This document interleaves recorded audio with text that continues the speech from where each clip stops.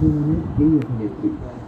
সূত্রমতে তিনি প্রত্যেক এপিসোড থেকে পারিশ্রমিক হিসেবে প্রাপ্ত হতেন 25,000 টাকা।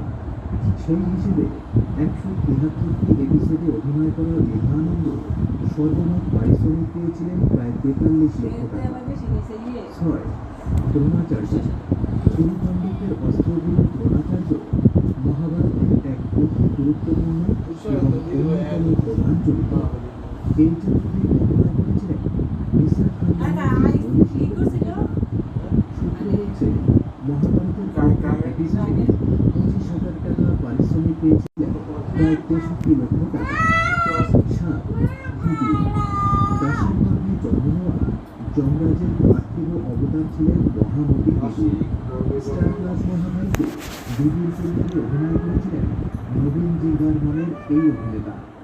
253টি এপিসোডে অভিনয় করা নবীন জিঙ্গার এপিসোডে উপার্জন করেছিলেন 25,000 টাকা এবং সেই হিসেবে মহাভারত সিরিয়াল থেকে প্রাপ্ত তার মোট পারিশ্রমিকের পরিমাণ প্রায় 63 লক্ষ টাকা।